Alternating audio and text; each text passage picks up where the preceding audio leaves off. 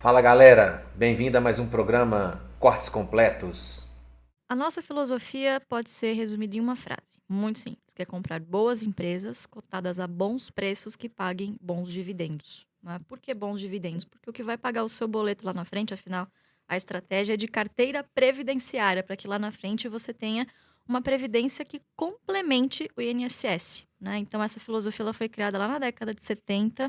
Inclusive, nessa semana, a gente está muito emocionado que o trabalho técnico que ele fez lá atrás, que se chama Ações Garantem o Futuro, e dá nome hoje à nossa empresa, né? Foi reconhecido pelo Ministério da Cultura na Biblioteca Nossa, que Nacional. bacana, Então, que é legal. realmente um Parabéns. patrimônio cultural, né, do nosso país. E a gente tem muito orgulho de levar essa filosofia à frente, porque é comprovada, né? E resultados, eles vêm com o tempo. Quanta gente, Sim. ao longo desses 50 anos, não acendeu e, de repente, sumiu novamente, né? E o Barsi, não, tá aí consistentemente há 51 anos. Existe um estigma de que empresa que paga dividendo não cresce. Isso não é uma verdade.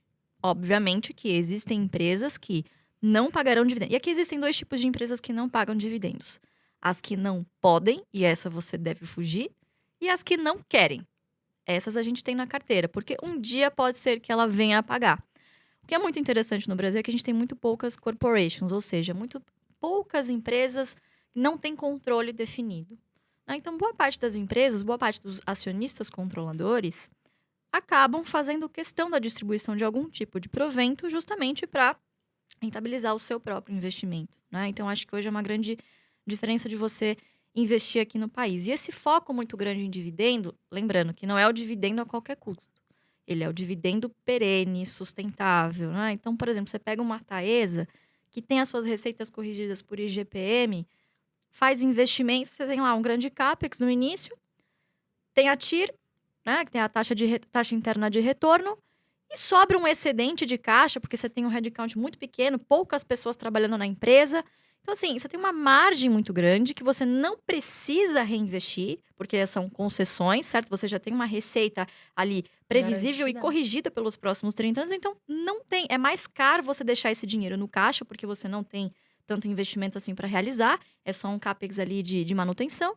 E o resto você distribui. E quer dizer, a empresa continua crescendo e ela consegue distribuir bons dividendos para os seus acionistas. Então, depende do perfil da empresa. Né? Então, eu acho que, independentemente se a empresa paga atualmente ou virá a pagar um dia, as empresas que as pessoas devem correr são aquelas que não podem pagar dividendos, seja porque suas margens são muito pequenas, ou enfim, um negócio extremamente cíclico.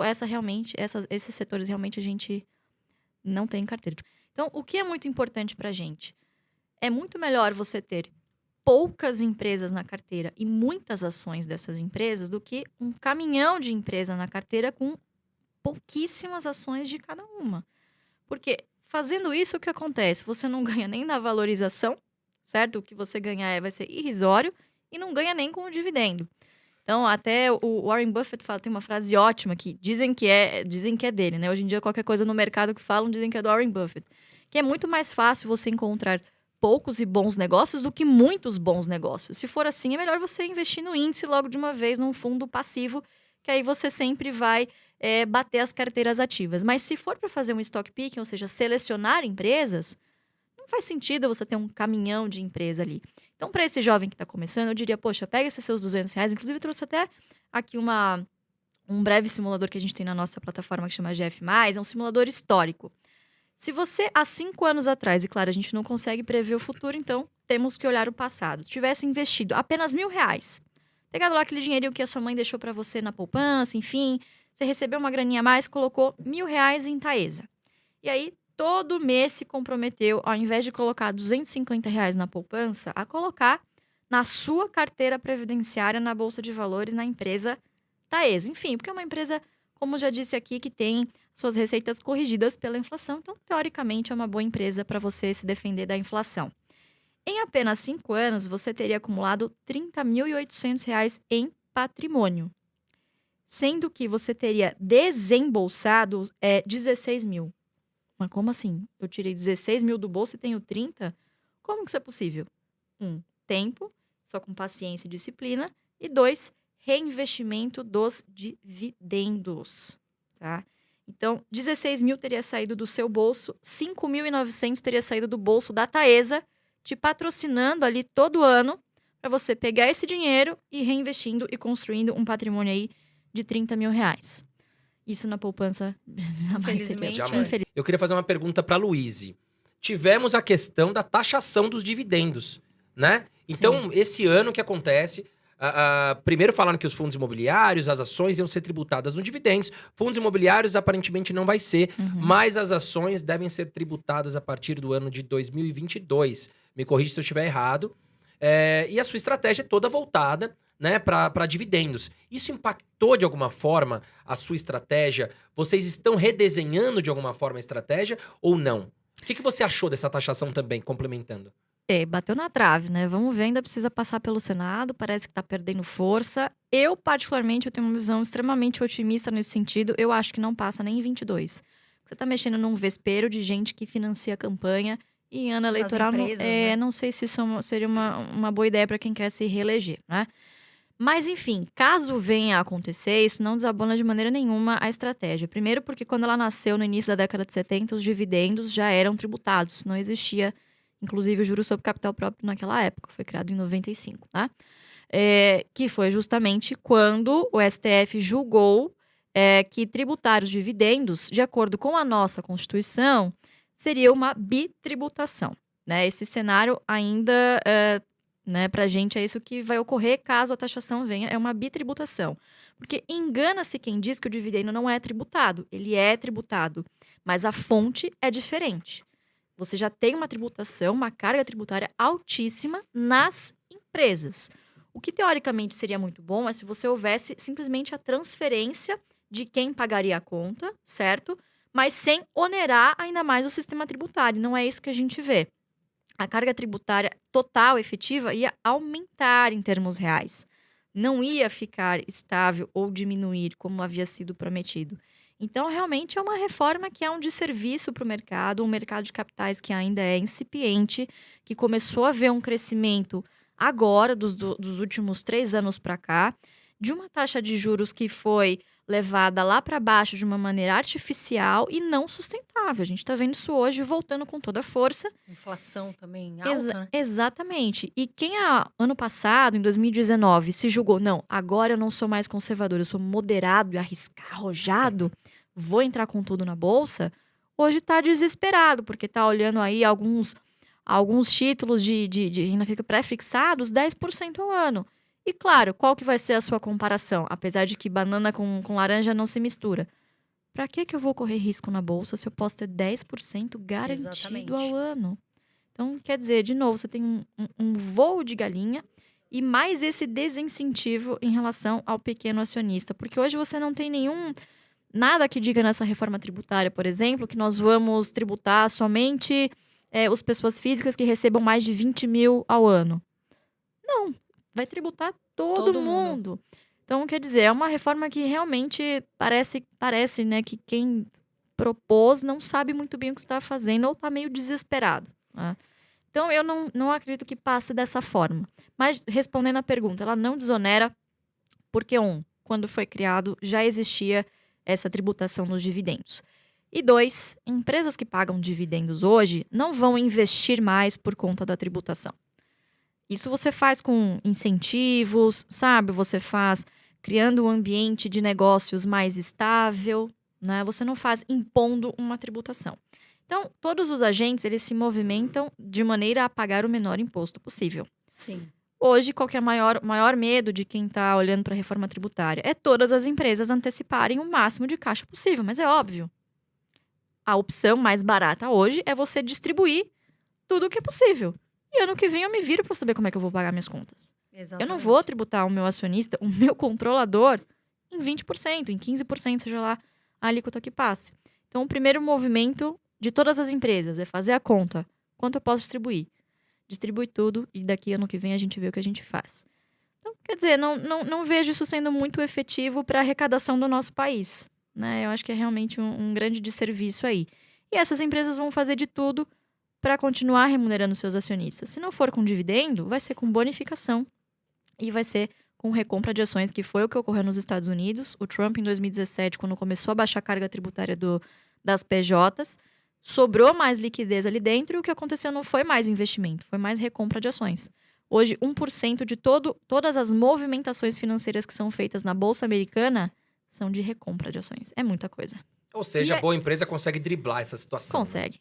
Não Consegue. vai. A Bolsa de Valores é uma realidade nos Estados Unidos, todo o país é. E aqui no Brasil já está sendo. Então, você que está começando, meu amor, você que às vezes fala, poxa, eu tenho R$200, R$100, R$300, invista na Bolsa. Na minha visão, é sim, né? As ações são sim a melhor maneira de você ter uma carteira boa, de você ter uma previdência boa no futuro. Então, não desista, não desanime, começa com o que você tem. Agora, a gente está falando muito de dividendos, porque todo mundo gosta dessa palavrinha mágica, né? Dividendos, é muito boa. Quais são hoje as 3 ações, Luiz, se você pudesse falar, as 3 top pagadoras de dividendos? Você diz da Bolsa ou da nossa carteira? Ou tanto faz? Não, da sua carteira. Da minha carteira. A gente quer saber da sua carteira. Ah, maravilha. Eu vou dizer do portfólio da família como um todo, vamos dizer assim.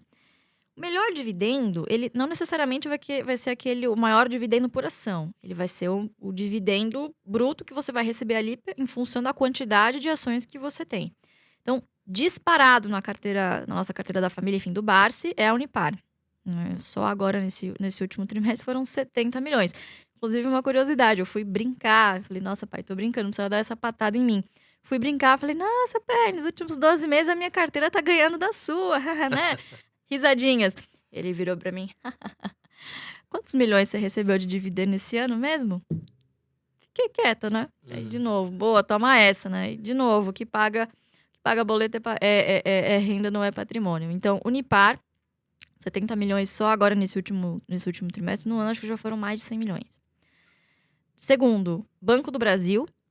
Também tem uma grande quantidade de ações na carteira. Ele é o principal acionista pessoa física do banco, né, no país. Então, Banco do Brasil. E terceiro, Santander. Banco Santander. Foram os 3 maiores recebimentos aí de proventos no ano.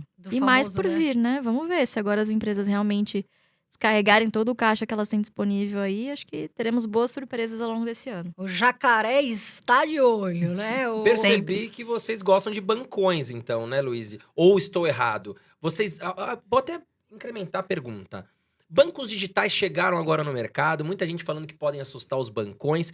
Como é que vocês, família Barsi, enxergam aí o futuro dos bancões e se continuam sendo um bom investimento? Eu acredito sim que continua sendo um bom investimento. O que ocorre é o seguinte, hoje você tem situações diferentes em termos de regulação, por exemplo, dos grandes bancos em relação às fintechs. Então, as fintechs têm muito menos obrigações perante o Banco Central do que um grande banco, por exemplo. Simplesmente porque se um Santander, se um Itaú vão à falência, você leva o sistema financeiro nacional inteiro. Uma fintech hoje pode ser que ainda, claro, leve um grande prejuízo, mas pode ser que ainda não chegue a esse ponto. Então, você tem, primeira coisa aqui, né? O Brasil tem um sistema financeiro extremamente regulado, ao contrário do que ocorre nos Estados Unidos. Então, você ainda tem uma grande relevância dos grandes bancos. Eu acho excelente a chegada das fintechs. Toda a concorrência é sempre muito bem-vinda para o mercado. Se uma empresa olha para o concorrente feio, você pode vender. Pode vender, porque essa empresa não se garante. Né? Então, ela vai pegar tudo o que ela pode aprender e tentar melhorar. É criar a empresa que pode falir a sua no futuro. Né? Então, eu não acredito que os bancos estejam lá no seu berço esplêndido sem fazer nada. Acho que uma terceira coisa que as pessoas acabam não olhando. Os grandes bancos também já são bancos digitais. Né? Então, quem trouxe essa modernização, enfim, foram também os grandes bancos. Fintechs têm a vantagem de poder se movimentar muito mais rápido, com muito mais agilidade. Você percebe isso de maneira mais rápida. No Itaú, isso tem que passar por diversas instâncias, diversos comitês. É muito difícil de você dar um cavalo de pau num transatlântico. Numa fintech, isso acontece de maneira muito mais rápida. Então, o crescimento que essas empresas acabam experimentando, se bem geridas, não é mesmo? E esse é o grande X da questão, porque você tem hoje um grande excesso de liquidez e de investidores que estão ali querendo tomar risco. Não, eu vou apostar no Nubank, eu vou apostar no Banco Inter, eu estou disposto a correr esse risco. O grande desafio dessas empresas vai ser rentabilizar o dinheiro desses acionistas que acreditaram e que estão pagando PLs altíssimos por esses investimentos. Então, é uma questão de perspectiva. Se você gosta de tomar risco, enfim, você pode querer investir numa fintech, enfim, num banco digital, vamos dizer assim. Se você já prefere algo mais sustentável, algo que já se provou ao longo do Sólido, tempo, né? exatamente, já é algo sólido que eu não acho que vá quebrar ou perder muito a sua rentabilidade, lembrando que nós estamos num país de rentistas. Esse movimento de bolsa durou muito pouco tempo. E você tem um outro fator também, que com o Open Bank, a questão do Pix foi excelente, porque você bancariza um monte de gente que jamais imaginou que poderia ter conta no Itaú. Sim. Então, poxa, hoje eu tenho Pix, eu posso ter uma conta no Itaú. Antigamente você tinha uma certa barreira, inclusive, né, de tarifas que não te permitiam. Então foram as fintechs que acabaram abrindo esse caminho e os bancos acabam surfando isso também. Então, o bolo ficou maior, entendeu? Verdade. Todo mundo ganha, na verdade. O bolo ficou maior. E acho que o X da questão é quando os bancos digitais vão conseguir rentabilizar. Exatamente. Porque foi o que a Luísa falou. Hoje você tem até o Warren Buffett, que investiu acho que 500 milhões de dólares no Nubank, né? Se eu não estiver errado. E esses grandes, né, investidores estão segurando ali a questão dos bancos digitais. Porque eles não estão dando lucro. Ou se dá um lucro, é um lucro muito pequeno. Mas até quando essas empresas vão conseguir se segurar? E aí eu te faço uma pergunta, né? Você fica à vontade para responder. Banco Inter, você acha que hoje, olhando o valuation dele na bolsa, é um banco caro? Sem dúvida. É um banco mais Tá caro que o esticado. Banco do Brasil. Sem dúvida. Se você pega múltiplos, não tenho aqui de cabeça, mas pegando o Banco do Brasil, que é muito mais familiar para mim, você tem um banco que é o maior private do Brasil, de longe, de muito boa qualidade, inclusive, apesar de ser um banco estatal. Você tem uma empresa que é referência, enfim, em crédito rural, Isso né? que eu ia falar, eles têm uma parte, né? E eles são o banco mais antigo. Eles têm uma parte muito forte do agronegócio. Porque todos os meus amigos que eu converso, que mexem com fazenda, essas coisas, todos têm conta no Banco do Brasil. Sim, Se eu não me engano, ele foi fundado em 1808. exatamente. Muito Mais de 200 antigo, né? anos, né? Muito antigo. Então, Muito antigo, e também exatamente. tá se preocupando com essa parte digital. Tá correndo atrás, né? Fechou agências, tá correndo atrás também de ganhar receita, né? De aumentar a receita. Sim. Então, é um banco, o Banco do Brasil, embora estatal, como a Luísa falou, é um banco que está consolidado, né? Fala galera, muito obrigado por assistir. Se gostou, deixa um like, curte e compartilhe. Inscreva-se no canal para receber mais conteúdo do Cortes Completos.